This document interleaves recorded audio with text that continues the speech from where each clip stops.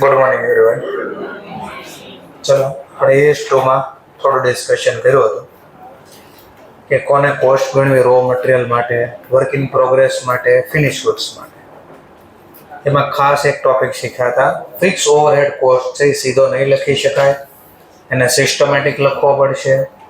સિસ્ટમેટિકનો મતલબ કે normal capacity કરતાં વધારે પ્રોડક્શન કર્યું છે તો એકચ્યુઅલ પ્રોડક્શન પ્રમાણે જે રેટ આવી લેજો. નોર્મલ કેપેસિટી કરતાં ઓછું પ્રોડક્શન કર્યું છે તો નોર્મલ કેપેસિટીનો જે રેટ હોય એ એપ્લાય કરવાનો છે. એવો જ એક ક્વેશ્ચન પાછો જોઈએ. જેમ કે આ કેસમાં કીધું છે, કેલ્ક્યુલેટ ફિક્સ ઓવરહેડ કોસ્ટ પર યુનિટ. ડ્યુરિંગ ધ યર કંપનીએ મેન્યુફેક્ચરિંગ કર્યા 1500 unit mobile. Raw material consume થયો છે 1000, direct labour 700, variable production overhead cost 400, fix production overhead cost 900. પણ એમાં કાઉન્સમાં લખ્યું ફિક્સ ખર્ચામાં એક ઇન્ટરેસ્ટનો ખર્ચો 50 રૂપિયા છે. આને થોડી વાર ભૂલી જવાનું છે, આટલો ટોપિક આપ્યો. તો કાલે જે રીતે સોલ્યુશન લખ્યું તે પહેલા સૌથી પહેલા આપણે નોર્મલ કેપેસિટી પ્રમાણે પર યુનિટ રેટ ગોતી દઈએ. પર યુનિટ રેટ નોર્મલ કેપેસિટી પ્રમાણે, નોર્મલ કેપેસિટી. ચલો તો પહેલા આપણે ટોટલ કોસ્ટ ફિક્સ પ્રોડક્ટની કેટલી લાગે છે 900. પણ એમાં વ્યાજ ઇન્ક્લુડ આપણે જોયું તો વ્યાજને કન્સિડર કરવાનું નથી. આમાંથી પહેલા વ્યાજ હટાવી દો 50, તો વધ્યા કેટલા 850. આને ડિવાઈડ કરવાનો જે આપણે નોર્મલ કેપેસિટી આપી છે ક્વેશ્ચનની અંદર. તો કે પહેલા આપ્યું છે નોર્મલ કેપેસિટી 1500, તો અહીંયા 1500 લખ્યા. સિમ્પલ. જવાબ મળી ગયો આપણને 0.57. ચલો લે. આવી રીતે આપણે એકચ્યુઅલ જે પ્રોડક્શન કર્યું એના પ્રમાણે રેટ ગોતી લેશું. પર યુનિટ રેટ એકચ્યુઅલ પ્રોડક્શન પ્રમાણે. ચલો એકચ્યુઅલ પ્રોડક્શન પ્રમાણે જોઈ લઈએ. એકચ્યુઅલ પ્રોડક્શન કર્યું છે આપણે આ વખતે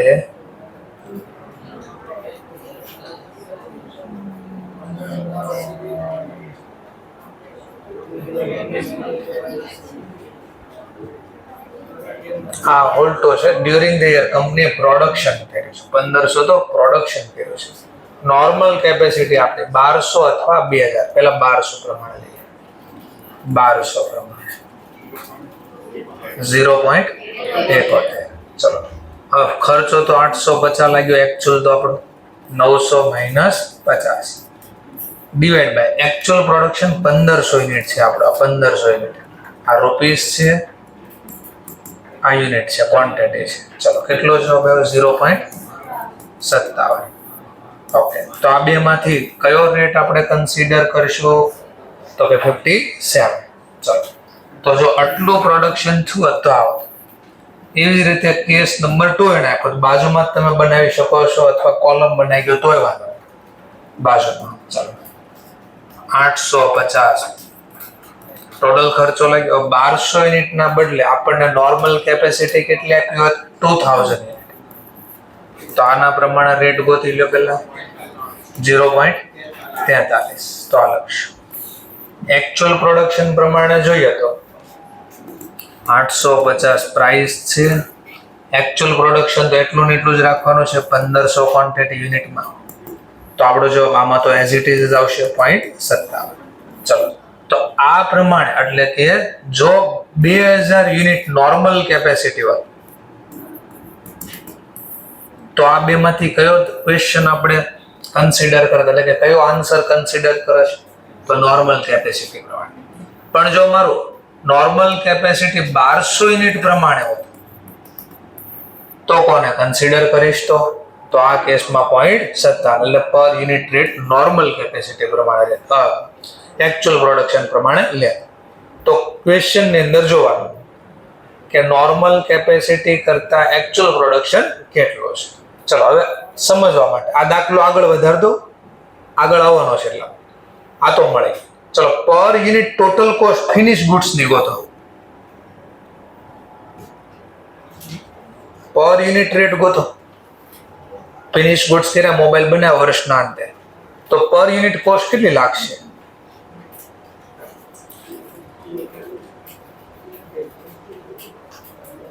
તો કાલે છે કે ફિનિશ ગુડ્સમાં શું લેવાય? રો મટીરિયલ પહેલા એટલે પરચેસ કરવી, કોસ્ટ ઓફ કન્વર્ઝેશન વત્તા અધર કોસ્ટ જે જરૂરી હોય પ્રેઝન્ટ કન્ડિશન લોકેશન માટે, બોરોવિંગ કોસ્ટ કીધું હોય ક્વોલિફાઈંગ તો લેવાનું, અધરવાઇઝ નહીં લેવાનું. તો કાલના થિયરીના આધારે લખી શકાય.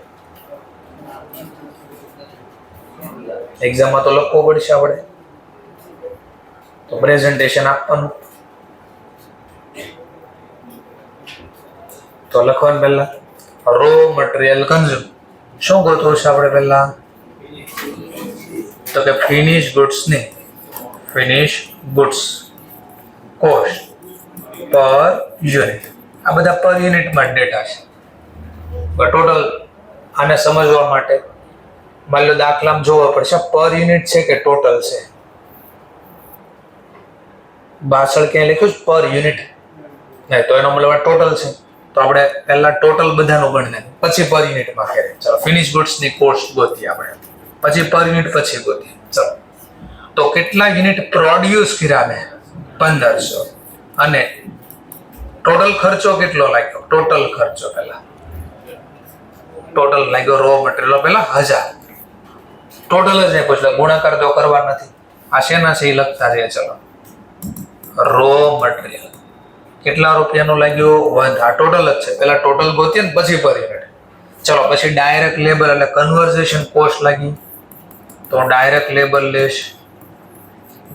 ડાયરેક્ટ લેબર કેટલાના લાગ્યા? તો કે 700.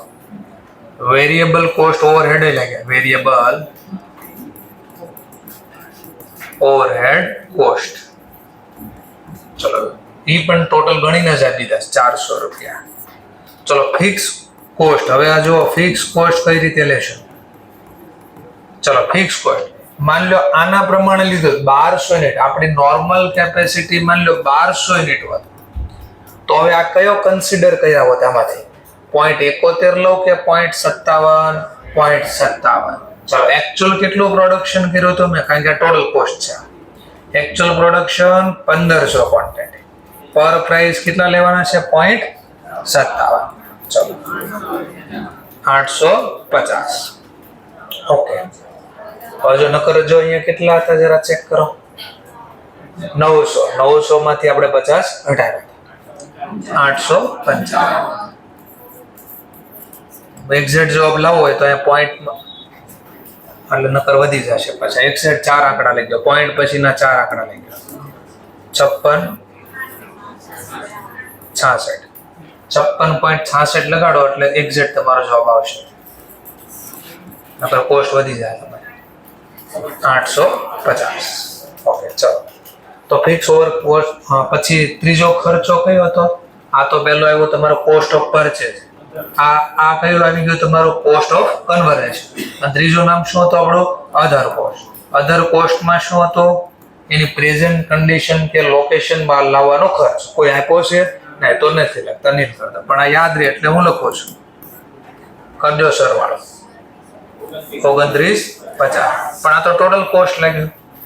ફિનિશ ગુડ્સ ની ટોટલ કોસ્ટ એટલે આટલા યુનિટના ટોટલ 1500 યુનિટનો ટોટલ કોસ્ટ લાગે. મારે પર યુનિટ જોઈશે, તો કે પર યુનિટ ફિનિશ ગુડ્સ કોસ્ટ બરાબર. ચલો ટોટલ ખર્ચો 2950. ક્યાંથી જવાબ લાવ્યા? તો વર્કિંગ નોટ 1 2 3 અહીંયા પણ લખવો પડે. આ જવાબ ક્યાંથી લાવ્યા? વર્કિંગ નોટ 1 2 3 એવું લખવું પડે જે હાલતી હોય. એકચ્યુઅલ પ્રોડક્શન તો મને આપ્યો છે ક્વોન્ટિટી પ્રમાણે 1500. બોલો કેટલો જવાબ આવ્યો? 1.97. તો 1 રૂપિયા ને 97 પૈસામાં મોબાઈલ બનાવ્યા છે. એટલે ઘણાને એમ થાય કે ડાઉટ થાય, જાણી લેજો આવા દાખલા બને તો આપણને તે મોબાઈલ થોડા એટલામાં બને. એટલે ઘણા શું ગણશે આને? પર યુનિટ કોસ્ટ. એ લખ્યું પર યુનિટ, તો પછી પર યુનિટ નો ગણી શકાય. જેમ કે સમજવા માટે પાછળના દાખલામાં જો શું લખ્યું છે? પર યુનિટ. ઓકે, એટલે પહેલા ટોટલ કોસ્ટ ગોતી લીધી, અને એના આધારે પછી પર યુનિટ ગોત્યા. એટલે આગળ આવવાનો હતો એટલે અહીંયા ડેમો લઈ લીધો. ઓકે, ચલો આ ક્યાંથી લાવ્યા? તો આને વર્કિંગ નો 2, 3, 4 જે જવાબ લખ્યો હશે એ આપશું. માની લો વર્કિંગ નો 2 પ્રમાણે જવાબ હતો.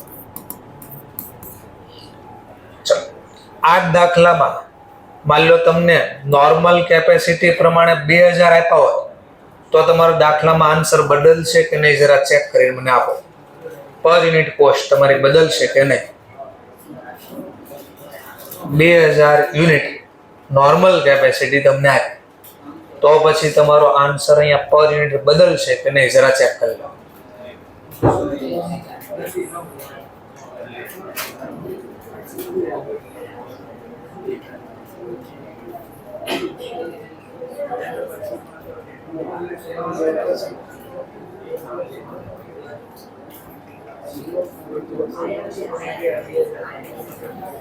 એટલે 2 માર્ક્સ ના દાખલા છે તમારા, 2 માર્ક્સ 4 માર્ક્સ.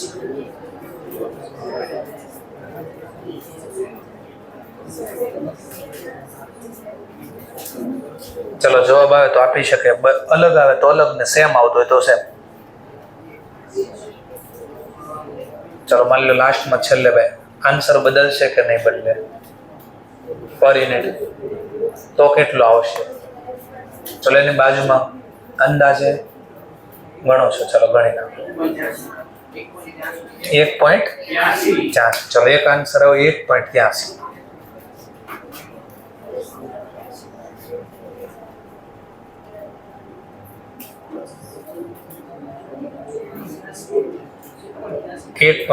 ચલો 1.83 જવાબ આવે.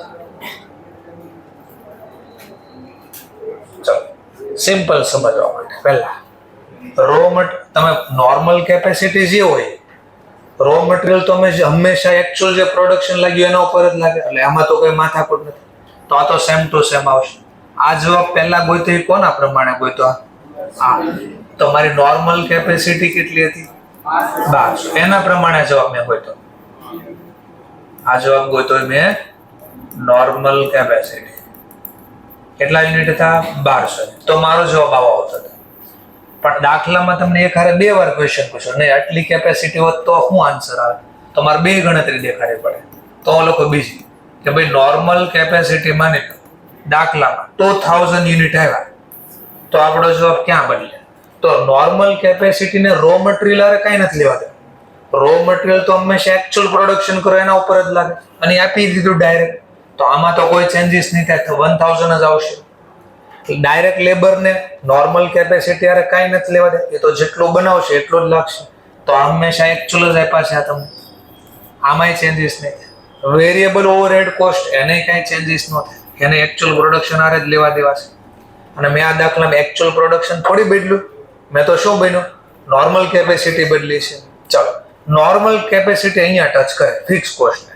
ચાલો હવે અહીંયા જો 2000 યુનિટ પ્રમાણે નોર્મલ કેપેસિટી પ્રમાણે પર યુનિટ રેટ કેટલો આવ્યો અને એકચ્યુઅલ પ્રમાણે કેટલો આવ્યો? 0.57. ચલો તો વિચારો તમે પ્રોડક્ટ નોર્મલ કેપેસિટી કરતા ઓછું પ્રોડક્શન કરો, એ આપણી મિસ્ટેક છે ને, આપણી ઇનએફિશિયન્સી. તો હંમેશા which ever is lower consider થાય પ્રાઇસ. ચલો તો કેટલા કન્સિડર થશે આ વખતે? 0.43. તો 0.43 કન્સિડર થાય આ કેસમાં. તો એકચ્યુઅલ પ્રોડક્શન કેટલું ક્વોન્ટિટી કરી? 1500 અને 0.43 નો રેટ લાગુ પડશે. 0.43 645. તો 645 કન્સિડર છે. અધર કોસ્ટ તો આપી નથી તો નીલ લાગશે. હવે ટોટલ કોસ્ટ 2145 અને ટોટલ કોસ્ટ મળી ગઈ 2145. તો પર યુનિટ કોસ્ટ કેટલા? 2745. 2745. ચલો ડિવાઈડ બાય 1500 કરી લો. 1.82 અથવા 83. ચલો 82 કહી દો. ચલો બરાબર 1.83. ઓકે તો લો બે માં આટલો જવાબમાં ફરક પડી ગયો. જો અને ટકાવારીમાં જો તો હેવી ડિફરન્ટ કે 2-4-5% ફરક પડવા પડે સીધો. ડાયમંડ નો ધંધો જ 2-3% છે. લો તો એમાં એટલી ડિફરન્ટ રાખવી તો તકલીફ પડતી. ક્લિયર મુદ્દો? તો યાદ રાખવાનો આવું ગણવાનો આવવાનો સમય. એટલે આ જ દાખલામાં મેં ફેરવીને આવો બનાવી નાખ્યો. ચલો આટલું સમજાઈ ગયું. તો હવે તમે આ ગણતરી કરી શકો. જેને બોર્ડ ઉપરથી લખવું એ બોર્ડ ઉપરથી પહેલા પૂરું કરે, અને જેને લાગે ને હોશિયાર મને આવડે તો યાદ આટલો ગણે. ચલો બે ઓપ્શન આપણે બા ઓપન છે, જે લખો એ આ લખો અથવા આ લખો. ક્વેશ્ચન વાંચી લો, શું પૂછું છું.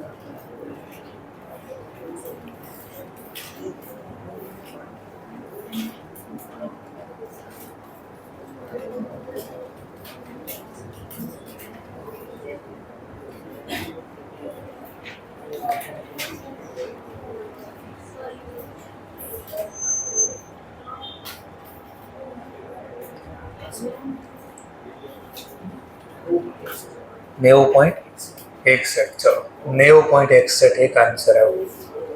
341 નંબરનો પેજ.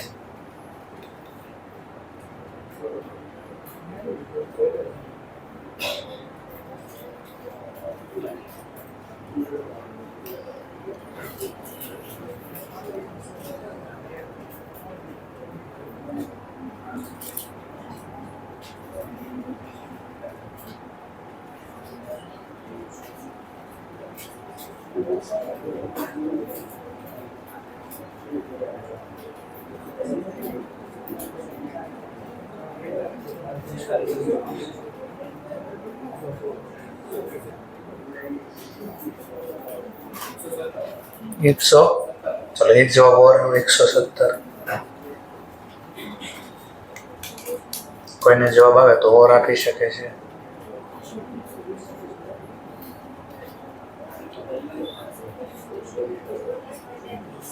કેટલા? 34.33. તમારે કેટલા? 91.44.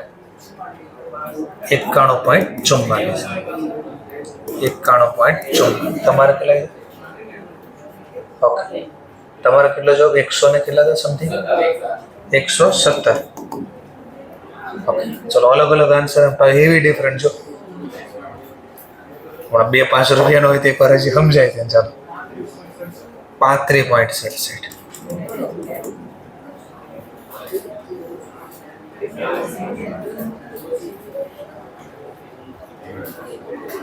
અલગ આન્સર આવતો તો હજી આપી શકે છે.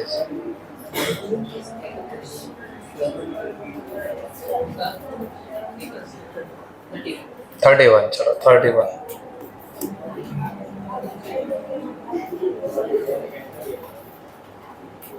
चलो और कोई आंसर आते? 34.33. 34.33. चलो इन शॉर्ट आमा 2-3 લોકો એગ્રી થયા. 34.33. ચલો અલગ હજી જવાબ આવતો હોય તો આ બાજુથી કોઈ આપી શકે છે. કેટલા અંદાજે? 142.8. નહીં તો જેવો જવાબ આવે શીખીએ છીએ, પણ મિસ્ટેક થાય થોડી ગભરાવાનું છે. હજી કોઈ આન્સર? કોઈ નહીં. ચલો તો ગણીએ આપણે. આપણને કીધો વોટ ઇઝ ધ પર યુનિટ કોસ્ટ ઓફ ક્લોઝિંગ. તો જે સ્ટોક વેચા વગરનો પડ્યો એને વેલ્યુએશન કરી નાખો એમ કીધું છે. ચલો ગોતી દઈએ. તો સૌથી પહેલા રો મટીરિયલ કન્ઝ્યુમ થયું છે.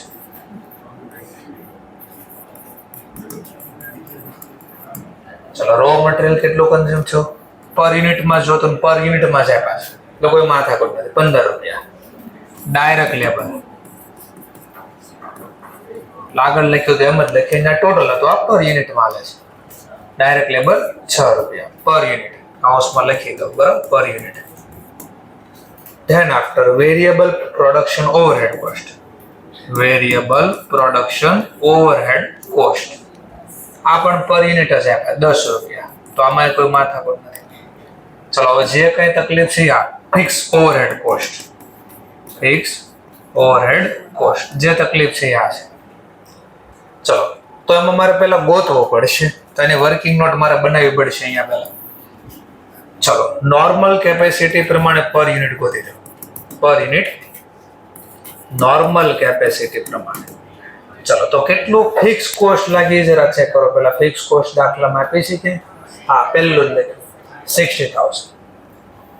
નોર્મલ કેપેસિટી પ્રમાણે કેટલી આપણી ક્ષમતા હતી તો આપેલી છે 18,000. તો લખીને કાઢા આવે. ચલો ગોતી ગયો કેટલો આન્સર આવ્યો? 3.33. ચલો આ મળી ગયું. ચલો હવે ધ્યાન આપતા પર યુનિટ આપણે ગોતી લો. પર યુનિટ કોના પ્રમાણે? એક્ચ્યુઅલ પ્રમાણે. ચલો actual production 60,000 divide by actual production કેટલો કર્યું દાખલામાં તો આપ્યો છે 14,000 યુનિટ. તો ડિવાઇડ કર્યા 14,000 યુનિટ 4.29. ઓકે, તો આમાંથી બોલો નોર્મલ કેપેસિટી કરતા વધારે પ્રોડક્શન થયું કે ઓછું? ઓછું. તો હંમેશા આપણે નોર્મલ કેપેસિટીનો રેટ લેવાય.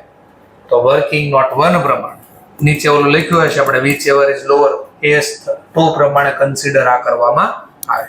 3.33 પર યુનિટ. આપણે પર યુનિટ જ જોતા. અધર કોસ્ટ આપી છે જરા નહીં લખી દઈએ આપણે કે અધર કોસ્ટ આપશે તો હું કન્સિડર કરીશ. નથી આપ્યું તો નીલ થઈ ગયા. આપી દો સરવાળો 34.33 પર યુનિટ. ચલો અમારે ક્લોઝિંગ સ્ટોકની વેલ્યુ જોતી છે.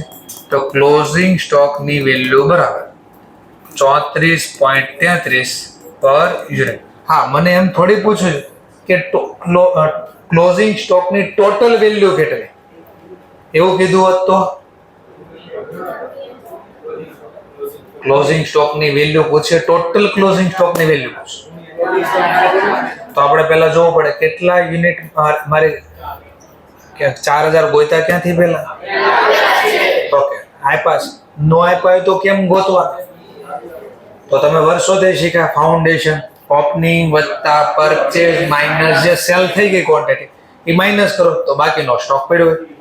ગુડ્સ અવેલેબલ ફોર સેલ કે ઓપનિંગમાં સમજવા માટે દાખલો બનાવો કે ઓપનિંગમાં માની લો મારી પાસે 5000 યુનિટ પડ્યા હતા, નવા યુનિટ ખરીદ્યા અને બનાવ્યા ટોટલ માની લો સમજવા માટે 5 અને બીજા એક્સ્ટ્રા બોલી દો 25, તો 5 ઓપનિંગમાં હતા, નવા બનાવ્યા 25, ટોટલ કેટલા થઈ ગયા? હવે એમાંથી હું કહું 30000 માંથી 26000 યુનિટ વેચી નાખ્યા તો 4 પડ્યા. તો આમ ગોતવાનું આવી શકે મે બી. તો કયા દાખલામાં આપ્યો ટોટલ પૂછ્યું હતું મને, ટોટલ કોસ્ટ તો કે 4000 યુનિટ અને મલ્ટીપ્લાય બાય 34.33, ટોટલ પૂછાવો તોની વાત કરું છું. 1,38,520. ઓકે, આમાં આવું તો કઈ નથી કર્યું એટલે પોઈન્ટ ડિવાઈડ કરી નાખ્યા 137 જેવો જવાબ તો ક્યાં હતો? નહીં, 134 ઓકે, હવે જોઈ લો.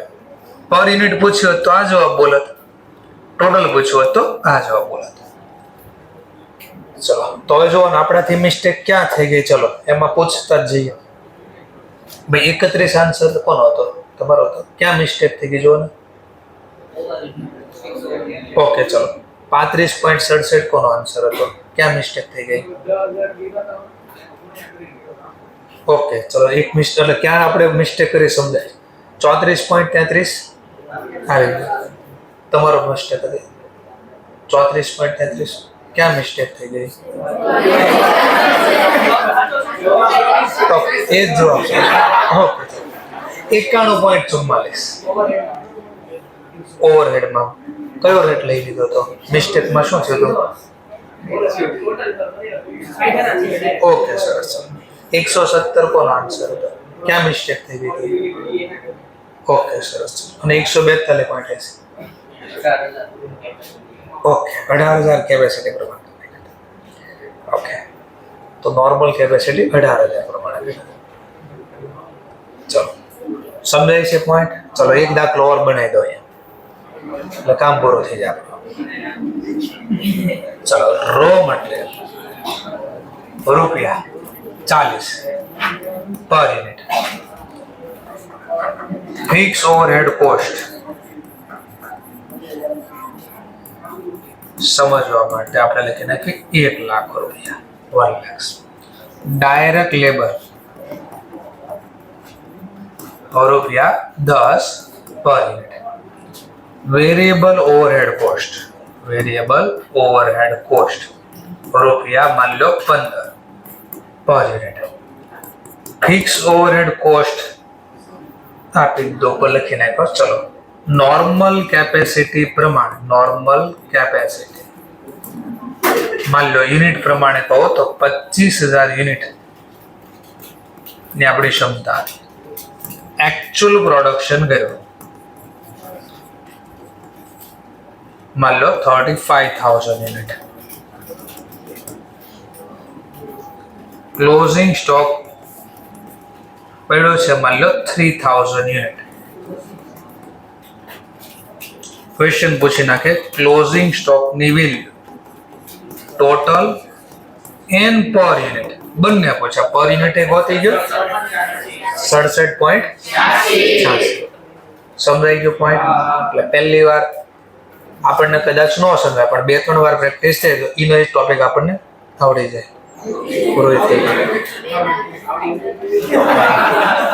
ક્લિયર મુદ્દો? સરસ. ચલો થોડો પોઈન્ટ લઈ.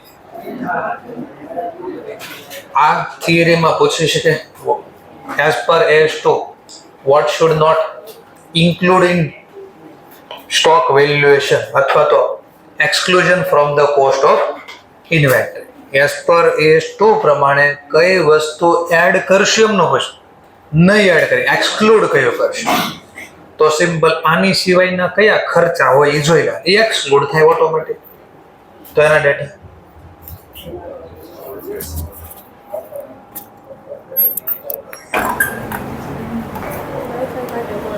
હાલો હાલો, હા બોલો, હા બોલો ને.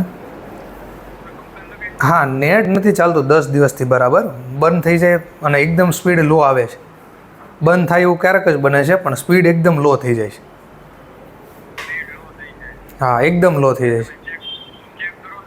હા, ચેક પણ કરું છું, અને બીજું શું થાય, અમારે અપલોડ અહીંયા વિડીયો અપલોડ થતા હોય ને તો ઓટોમેટિક આઈડિયા અમને આવી જાય કે નોર્મલી એટલા જીબીનો વિડીયો હોય ને તો એટલા સમયમાં અપલોડ થતો હોય, એની બદલે 3-3 કલાક લાગે છે, 2-2 કલાક લાગે છે. ક્યારેક ક્યારેક તો અપલોડ જ નથી થતા.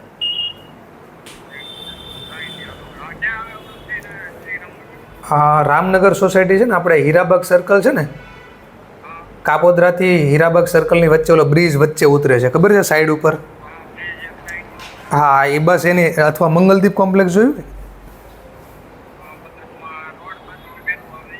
હા, નહીં નહીં, એની કરતાં આ જ બેટર પડશે. ઓલો બ્રિજ ઉતરે કે નહીં? હા, બસ એ બ્રિજની નીચે જ તેને એક ક્રોસિંગ આવશે. એ ક્રોસિંગ એ રામનગર જ કહેવાય. એમાં 8 નંબર છે. ઓકે. હા બસ, હા હા, બસ બસ બસ, હા એ, હા હા હા, વાંધો નહીં.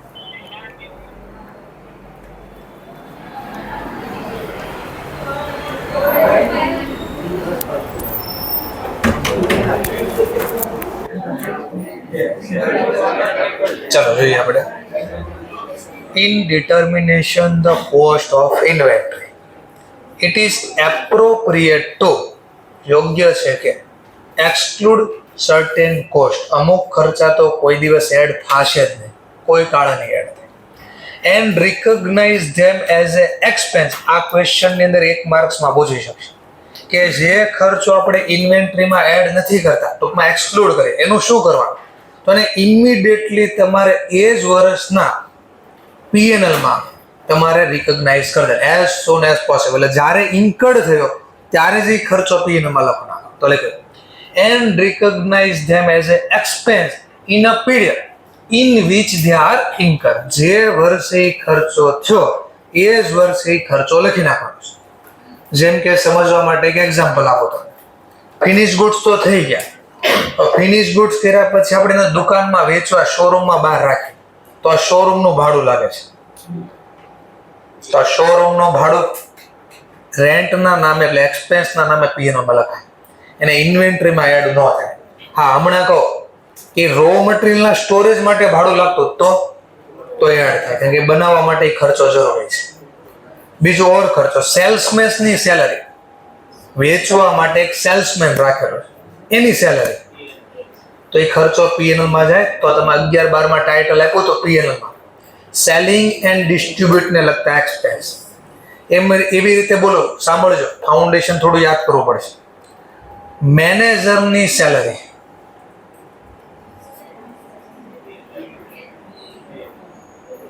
મેનેજર કયો? ઓફિસનો મેનેજર હોત તો P&L માં જાય, પણ મેન્યુફેક્ચરિંગ ની દેખરેખ માટેનો મેનેજર છે તો આમાં અંદર એડ થાય. ફિક્સ ઓવરહેડ કોસ્ટ લઈએ છે ને, એમાં એડ થાય. સમજાણો મોય? આટલું બધું ડિટેલમાં નથી આવતું, પણ કદાચ આવે તો આપણે જોઈ લેવા.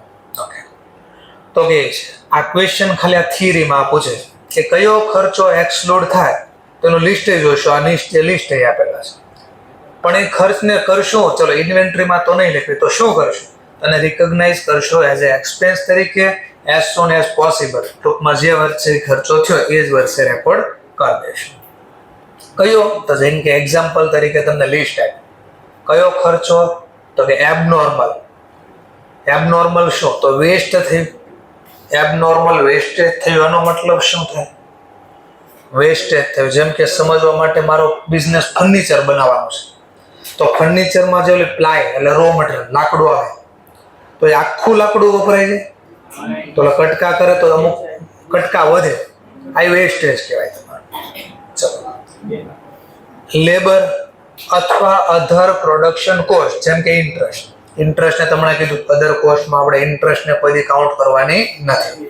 ચલો, આ હું લેબર, તો સમજવા માટે લેબર એ વેસ્ટ થઈ શકે. હા, સમજવા માટે આપણે માની લો લેબરને આવડતું નથી તો એને આપણે ટ્રેનિંગનો ખર્ચો કર્યો, એના ઉપર હ્યુમન રિસોર્સનો એક્સપેન્સીસ કર્યા આપણે ટ્રેનિંગ માટેના ખર્ચા. તો ટ્રેનિંગ માટેના ખર્ચા આની હારે કાંઈ લેવા દેવા નથી, તો એને આપણે એક્સપેન્સ તરીકે લખશું. આમાં નહીં લખીએ. સ્ટોરેજ કોસ્ટ, જોજો પાછો આવ્યો સ્ટોરેજ કોસ્ટ. પહેલા તો ના પાડી નહીં લખતા, પણ કાઉન્સમાં જો unless the production process required to such a storage, એટલે પ્રોડક્શન કરવા માટે જો આ સ્ટોરેજ નો ખર્ચો કરવો જરૂરી તો એના માટે એક એક્ઝામ્પલ આપો. હજીરા ઓએનજીસી છે, તો અહીંયા નેચરલ રિસોર્સ એટલે ગેસની પાઇપ ને પીએનજી ની બધું સપ્લાય કરે છે. તો બોલો એને સ્ટોરેજ કરવા માટે જે પાઇપમાંથી ગેસ આવ્યો એને સ્ટોરેજ કરવા માટે એને મોટા અથવા કેમિકલ બીજા છે ને એસઆર વાળા છે, ઘણા બધા છે, તો એના કેમિકલ હોય એને એક જગ્યાએ રાખવું પડે સ્ટોરેજ કરીને. પ્રોડક્શન માટે પ્રોસેસ માટે જરૂર હતી કેમિકલ, તો એ ખર્ચો એડ કરે. પણ એકવાર તૈયાર થઈ ગયું પછીનો જે સ્ટોરેજનો ખર્ચો એડ થાય એટલે ચોખવટ કરે કે જો પ્રોડક્શન પ્રોસેસમાં છે તે જરૂરી છે તો એડ કરે, એની સિવાયનો ખર્ચો અનલેસ પ્રોડક્શન સિવાયનો હોય તો એ સ્ટોરેજ ખર્ચો એડ કરતા. અને હમણાં જો મેનેજરનો એક્ઝામ્પલ એડમિનિસ્ટ્રેટિવ ઓવરહેડ કોસ્ટ, એટલે કે જો ઓફિસમાં હમણાં મેં કીધું કે ઓફિસની અંદર એક મેનેજરને રાખ્યો હતો ને એને સેલરી આપી, તો એ વસ્તુ બનાવવા માટે નથી, વહીવટ માટે મેનેજરને રાખેલો છે. તો બે અલગ ટોપિક છે. તો લખ્યું administrative overhead they do not contribute to bringing the inventory to their present location અથવા કન્ડિશન. તો એડમિનિસ્ટ્રેટિવ ખર્ચા હોય એ વહીવટ માટેના ખર્ચા છે, વસ્તુ બનાવવા માટેના ખર્ચા નથી. એવી રીતે સેલિંગ એન્ડ ડિસ્ટ્રીબ્યુટને લગતા ખર્ચા, હમણાં જ એક્ઝામ્પલ મેં તમને આપ્યું હતું કે આપણે એક એમ્પ્લોય રાખ્યો, એમ્પ્લોયને શા માટે રાખ્યો છે, તો જેમ કે સેલ્સમેનની સેલરી કીધી, તો બિઝનેસની અંદર સેલ્સમેનને અલગ અલગ જગ્યાએ વેચવા વસ્તુ મોકલીએ કે ભાઈ જે આપણા સેમ્પલ છે બધાને બતાડ્યો. ખાસ કરીને ટેક્સટાઇલમાં બહુ હોય કે સેમ્પલ લઈને આવે ને વેપારીને દેખાડે, તો જે કારીગર ગયો હોય વર્કર ગયો એ મફતમાં તો જશે ને, સેલરી માંગશે. તો આ વસ્તુ વેચવા માટેનો ખર્ચો, અને આપણે જે વાત કરીએ વસ્તુ બનાવવા માટેની વાત કરીએ છીએ. તો આ ખર્ચા 4 લિસ્ટ લખી નાખવાના. કયા લિસ્ટ? 4 લિસ્ટ કે કયા ખર્ચા ઇન્ક્લુડ નહીં થાય એટલે કે એક્સક્લુડ કરશો, તો 4 નામ આપી દેજો. એબનોર્મલ લોસીસ એટલે કે વેસ્ટ બોલો અથવા અમાઉન્ટ બોલો, સ્ટોરેજનો કોસ્ટ, એડમિનિસ્ટ્રેટિવ જે ઓવરહેડનો ખર્ચો છે, અને સેલિંગ એન્ડ ડિસ્ટ્રીબ્યુટનો ખર્ચો. આ કોઈ દિવસ એડ કરવાનો નથી. ચલો ધ્યાન આપતા અમાઉન્ટ ઓફ ઇન્વેન્ટરી આપણે બેલેન્સ શીટમાં જે લખશું, જેમ કે આપણે હમણાં વેલ્યુ ગોત્યા, કેટલી ગોતી ક્લોઝિંગ સ્ટોકની વેલ્યુ 1.37, 300. સમજવા માટેની માર્કેટ પ્રાઇસ 1,40,000 છે. ચલો કઈ પ્રાઇસ લખો? આ કોસ્ટ છે, આ માર્કેટ પ્રાઇસ. ચલો ચોપડામાં કયા ભાવે લખો? કોસ્ટ ના ભાવે. તો અહીંયા લખ્યું મેં ચોપડામાં, ધ્યાન ત્યાં મળે ઇન્વેન્ટરી લખી 1,37,320. આને કેરિંગ અમાઉન્ટ કહેવાય. શું કહેવાય? કે ચોપડામાં જે ભાવે લખ્યો છે, પણ આ લખ્યું કયા વેલ્યુ? આ લખ્યું એ શેના આધારે લખ્યું? તો S2 whichever is lower. આ બેમાંથી ઓછું હતું, લેસ બોલો લોઅર બોલો, એ લખ્યું. તો લોકોને આ નથી ખબર આ કયા કોસ્ટ લખી છે કે માર્કેટ પ્રાઇસ, એ લોકોને ખબર હોય ને. લોકોને આ ખબર હોય ચોપડે કિંમત આ છે, કેરિંગ અમાઉન્ટ આને કહેવાય. પણ એને લાવવા માટેનો નિયમ આ છે. એના માટે તમારે આપણે શીખ્યા ને S1 સિગ્નિફિકન્ટ પોલિસીનો એક જગ્યાએ ડિસ્ક્લોઝર હોવો જોઈએ. તો ત્યાં જોઈ આવવાના આપણે કે આ S2 પ્રમાણે આ લોકો અકાઉન્ટિંગ કરે કઈ રીતે કરે છે, કોસ્ટની અંદર કયા ફોર્મ્યુલા અપનાવ્યા છે, લીફો ફીફો વેઇટેડ પ્રમાણે શું કર્યું છે, તો એ બધું તમને ત્યાં જોવા મળે. અને S2 જોવાનું તો ક્યારેક ફ્રી થાય, જો કે તમે ફ્રી તો થતા હશો ને, ઓકે, કારણ કે સમય જ નહીં વધતો હોય તમારે. જો કોઈ દિવસ સમય ભૂલથી વધે બરાબર, તો ગૂગલમાં જવાનું અથવા મની કંટ્રોલમાં જવાનું અથવા BSc ઇન્ડિયામાં જવાનું, અથવા ગૂગલમાં સીધો લખી શકો. માની લો કોઈ પણ કંપની જે મેન્યુફેક્ચરિંગનું કામ કરતી હોય કે ટ્રેડર જે લે એમ લખવાની એની બેલેન્સ શીટ, અથવા બેલેન્સ શીટ ન લખો તો ફાઇનાન્શિયલ સ્ટેટમેન્ટ લખવાનું, એટલે તમને એના આખા ફાઇનાન્શિયલ સ્ટેટમેન્ટ આવશે. એમાં તમારે નોટ્સ ટુ અકાઉન્ટમાં જાઓ તો એની બધી ગણતરી દેખાડી અને પછી સર્ચમાં લખવાનું અકાઉન્ટિંગ પોલિસી ડિસ્ક્લોઝર, તો ખબર પડશે આ પોલિસી એને બનાવી છે કઈ જગ્યાએ અને ડિસ્ક્લોઝરમાં ડિસ્ક્લોઝ કઈ રીતે કર્યો છે. તો પ્રેક્ટિકલ ભણી લેશું કે અહીંયા જે શીખીએ એ પ્રેક્ટિકલ થઈ જાય. તો આવું લખવાનું, બરાબર. ચલો, તો પહેલો ક્વેશ્ચન એક્ઝામમાં પૂછે એક માર્ક્સના ટોપિકમાં કે બેલેન્સ શીટમાં જે ઇન્વેન્ટરી લખ્યું એને કઈ અમાઉન્ટથી રેકોર્ડ કર્યું કહેવાય. તો કે કેરિંગ અમાઉન્ટ કે કેરિંગ અમાઉન્ટ કયા ભાવે લખ્યું એનું ડિસિઝન છે ના આધારે. તો એસ પર S2 cost or NRV whichever is lower. Balance શીટમાં ઇન્વેન્ટરીમાં શું ઇન્ક્લુડ થાય? Raw material, work in progress, finish goods, spare part અને લો સ્ટોક. પણ જે સ્પેર પાર્ટ છે જો તમારે એની ઇન્વેન્ટરીમાં ઇન્ક્લુડ કરવા હોય તો હંમેશા હેલ્ડ શા માટે કર્યા હોય? Cell in ordinary course of business. પણ જો એ વાપરવાના પર્પઝથી રાખ્યા છે સ્પેર પાર્ટ તો પછી AS10 માં જાય, એટલે કે પ્રોપર્ટી પ્લાન્ટ ઇક્વિપમેન્ટમાં જાય. અહીંયા આવશે નહીં. ચલો, સ્પેર પાર્ટ કોને કહેવાય? તો એને સમજવા માટે મેં લખી દીધો કારની SSA, એટલે કાર જે ગાડી શોરૂમમાંથી લે તો એની બાજુમાં હવે તો અંદર જ રાખે. એ લોકોની બાજુમાં સ્પેર પાર્ટની દુકાન હશે. તમે સીધા કાર લઈને બાજુમાં જશો, સીટ કવર નખાવશો, ટાયરને થોડી રિંગ પહેરાવી દેશો આપણે, તો બધી પ્રોસેસ થાય. ટેપ નખાવશો, કેમેરા નખાવશો, કલર કામ કરાવશે, કોઈ ઉપર બ્લેક કલરનો રૂફ લગાડશે, આવા બધા પ્રોસેસ કરતા. પછી પાછળ નામ છપાવશે પોતાના જે અનુકૂળ લાગે એવા. કાચની પાછળ નામ લખે, ભગવાનનું નામ લખે, એને ગમતા હોય એનું નામ લખે, જે હોય તો પ્રોસેસ કરતા હોય. Loose tools. આ લૂઝ ટૂલનો મતલબ જે પ્રોડક્ટ વેચાય એની સાથે કમ્પલસરી આપવી પડે ગવર્મેન્ટના નિયમના કારણે. જેમ કે આ કમ્પલસરી ગાડીમાં આવે. બાઇક હોય તો એટલે સમજવા માટે બાઇકની અંદર આપણને ખબર હોય ફર્સ્ટ એડ કીટ આપે, હેમર આવે, ને અત્યારે આવું નવું લોકો લખે કાંઈ હેલ્મેટ. આ બધા શું હતા? Loose tools. અને હેલ્મેટ જો વેચવાના પર્પઝથી રાખ્યો હોત ને, અલગથી વેચવાના પર્પઝ, તો અહીંયા આવે સ્પેર પાર્ટમાં. કમ્પલસરી હારે આપવું પડે તો એ લૂઝ ટૂલમાં આવશે.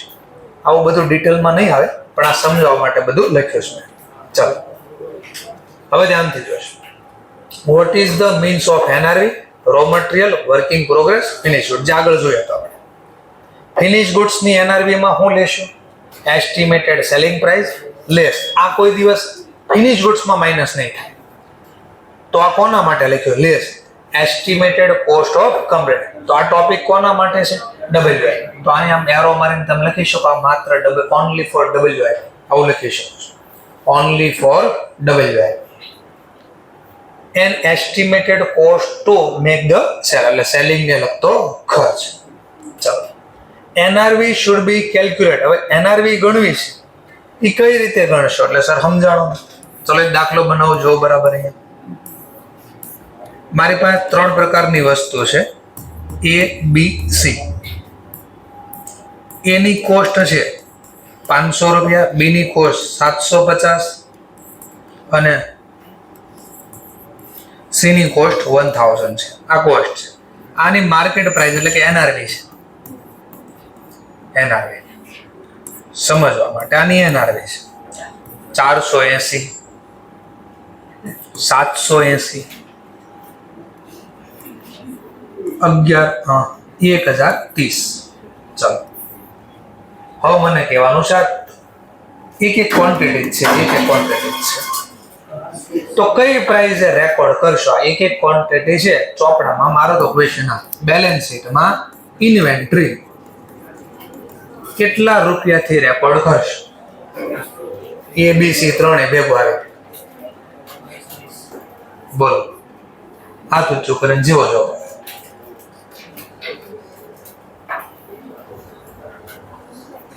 Cost or NRV whichever is low. 22-30. તો મે બી આ સાચું છે, મે બી આ ખોટું છે. જેમ કે સમજાવવા માટે ડેમો આપો. ચલો આનું ટોટલ કરો ને જરા. 22-50. આનું જરા ટોટલ કરો ને.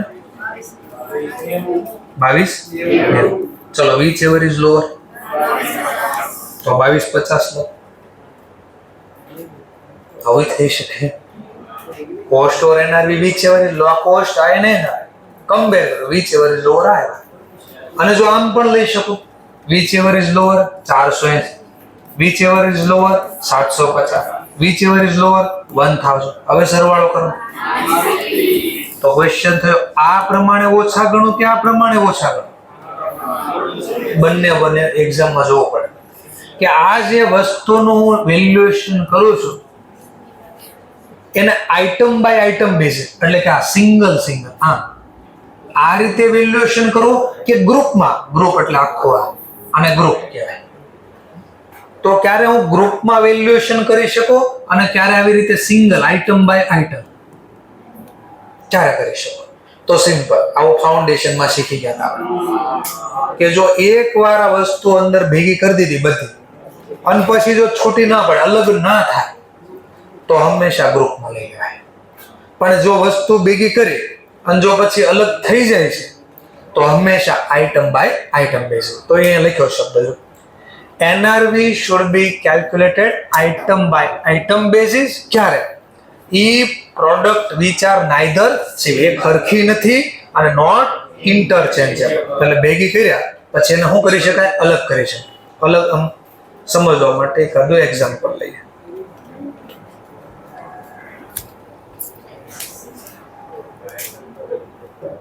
બંને પેન જ છે પણ સિમિલર નથી. એક આ પેન લખવાની શેમાં છે નોટમાં છે અને આ પેન છે બોર્ડમાં. સિમિલર નથી અને અલગ ભેગી કરીને પછી અલગ કરવી તો થઈ શકે રૂપ રંગ આકાર કદ બધું અલગ છે. તો આને કેવી વસ્તુ કહેવાય? Neither similar nor interchangeable. તો આની જેટલી સ્ટોક પડ્યો આની બધાની એકલા એનઆરવી ગોતવાની. કોસ્ટ અલગ એનઆરવી, કોસ્ટ અલગ એનઆરવી. એને મેં બતાવી દઉં એટલે જોઈ લેશું બરાબર. એને છેલ્લે કોર્નર ઉપર બતાવી દઈએ, છેલ્લે બોક્સ ખુલ્લું હશે. ત્યાર પછી ગ્રુપ વાઇઝ ક્યારે લેવાનું તો કહે છે જો પ્રોડક્ટ તમારી સિમિલર હોય અથવા ઇન્ટરચેન્જેબલ. સિમિલર એટલે એક સરખી અને એક સરખી હોય તો જ ભેગા કર્યા પછી અલગ ન થઈ શકે. તો એવા કેસમાં જેમ કે ચાઇના વાળાને ભેગા કરી દે તો આપણને ન ખબર પડે. સિમ્પલ આપણને બધા હરખા જ લાગે. તો એ બધા સિમિલર છે ઇન્ટરચેન્જ ભેગા કર્યા પછી આપણે એને અલગ પાડી શકતા નથી. તો એ લોકોનો ગ્રુપ લઈ લે આવી જાવ બધા બાજુ. તમારી કોસ્ટ એટલી એનઆરવી તમારે એટલી. તો ખબર પડી. તો એક્ઝામમાં ક્યારે સર્ચ હું જોઈ લઉં પહેલા શબ્દ કે તમને જે ઇન્વેન્ટરી આપી છે એ કઈ છે આઇટમ બાય આઇટમ લેશો કે ગ્રુપમાં. તો એના માટે સિમિલર કે ઇન્ટરચેન્જેબલ લખ્યો છે નોર નાઇધર સિમિલર નોન ઇન્ટરચેન્જેબલ એવું લખ્યું છે કે સિમિલર કે ઇન્ટરચેન્જેબલ. આ શબ્દના આધારે એક્ઝામમાં ડિસિઝન લેવાનું છે. તો મેં તો જો બોલ્ડ કરીને બધું આપી દીધું છે, કાઉન્સમાં લખીને આપ્યું છે. ઇન્સ્ટિટ્યૂટની બુકમાં થિયરી ગોતવા જશો તો માંડ મળશે.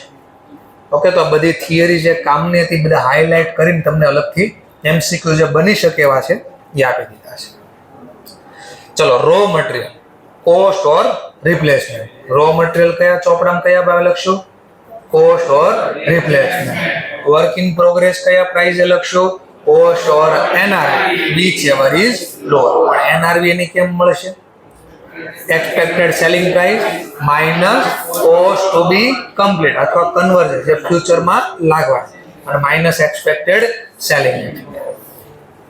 If finished goods in which raw material use is sold below cost, then expected realized value raw material is a replacement. આ વાંચવામાં બહુ ઈઝી લાગે પણ આનો મતલબ વ્યવસ્થિત જોશો ને તો ખબર પડશે.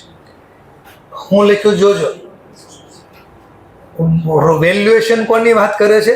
Raw material. પણ રો મટીરિયલ માટે અહીંયા શબ્દ કયો લખ્યો છે?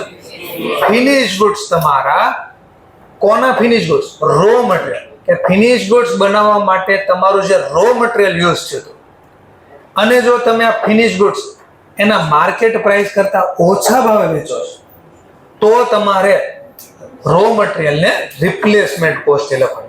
અને વ્યવસ્થિત 4-5 વાર જોઈને ત્યારે ખબર પડે શું કહેવા માંગે છે. મેં આને પહેલા સમજાવ્યું હતું maybe. Okay, review of N R V at each balance sheet date. Obviously દર વર્ષે સ્ટોક બદલવાનો છે તો દર વર્ષે જ આપણે એનું રિવ્યુ લેવું પડશે. If there is a firm contract, હવે સમજવા માટે આપણો નોર્મલ બિઝનેસ સાંભળજો કાપડનો છે. ચલો, જનરલી આપણે જે કાપડ વેચીએ છીએ એ ટેક્સટાઇલમાં ડ્રેસ માટે યુઝ થાય, સાંભળજો બરાબર. પણ મને એક અલગથી એક વ્યક્તિએ કોન્ટ્રાક્ટ આપ્યો કે આ તારું જે કપડું છે ને એમાં થોડો એવો ચેન્જીસ કર અને હું પડદા બનાવવામાં યુઝ કરી શકે ને એવા પ્રકારનું કપડું જોઈએ છે, એટલે થોડું ચેન્જ કર્યું, એમાં મટીરિયલ થોડો આપણે બદલ્યું. આપણો મેઇન બિઝનેસ આ નથી, આપણે તો કપડું નોર્મલી આ બનાવીએ છીએ. આ સ્પેશિયલ કોન્ટ્રાક્ટ લીધો છે અને આનું કપડું આપણે માર્કેટમાં વેચતા નથી કોઈ, કારણ કે બનાવતા જ નથી. આ તો એને સ્પેશિયલ ઓર્ડર આપ્યો અને સ્પેશિયલ ઓર્ડર પ્રમાણે આપણે બનાવ્યો છે. તો મારો ક્વેશ્ચન કે આ જે નોર્મલ આપણો બિઝનેસ છે એ કપડું વર્ષના અંતે પડ્યું હોય તો એના કયા ભાવે લખવું, અને સ્પેશિયલ કોન્ટ્રાક્ટ જે લીધો છે અને એ કપડું હજી એને આપણે ડિલિવર નથી કર્યું, પડ્યું છે આપણી પાસે, તો આને કયા ભાવે વેલ્યુ કરવું, આ ક્વેશ્ચન છે. તો આને તો કોઈ માથાકૂટ નથી, નોર્મલી તો આપણે cost or N R V whichever is this, પણ આ તો સ્પેશિયલ કોન્ટ્રાક્ટ વાળો છે. આપણે કોઈ દી માર્કેટમાં વેચવાય નથી જતું અને આવું કપડું માર્કેટમાં ક્યાંય મળતું નથી, એની રિક્વાયરમેન્ટ પ્રમાણે બનાવ્યું છે. આની એનઆરવી કેમ ગોતવી? કારણ કે અલગ ટેસ્ટ પ્રમાણે બનાવ્યું છે. આપણે મુદ્દો સમજાય છે કેવા માંગુ છું, આટલા માટે આને ચોક એ છે આવું આવ્યું ધ્યાનમાં, તો ચોકવટ. If there is a firm contract of sale of some quantity, NRV of such a quantity will be calculated at a contract. તમે કીધું ને અલગથી NRV ગોતી નહીં શકાય, તો આપણે આ વ્યક્તિ હારે એને કીધું મને આ બનાવી દે, તો આપણે પ્રાઇઝ એને આપીએ છીએ ને, તો એની જે કોન્ટ્રાક્ટ પ્રાઇસ છે ને એ ભાવે રેકોર્ડ કરવા. કેમ આમાં આવું કર્યું? કોસ્ટ કેમ ન લીધી? આમાં કેમ કીધું ડાયરેક્ટ એની કોન્ટ્રાક્ટ પ્રાઇસ હતી ને એ જ લખી નાખો NRV તરીકે, કારણ કે આમાં લોસ જ નથી થવાનો. કેમ નથી થવાનું? માર્કેટમાં ક્યાંય વેચવા જવા નથી અને જે પ્રાઇસ ફિક્સ કરી એ ભાવે તે લઈ જવાનો છે. સમજાવવાનો ટોપિક? તો આ સેન્ટેન્સ શા માટે વાપર્યું એ સમજાવી દીધું. તો એનઆરવી માં કઈ પ્રાઇસ કાઉન્ટ કરજો તમે? Contract price. ઓકે, ચલો ગોતો, કેલ્ક્યુલેટ WIP અમાઉન્ટ ગોતો. દાખલા સ્ટાર્ટ થઈ ગયા આપણે.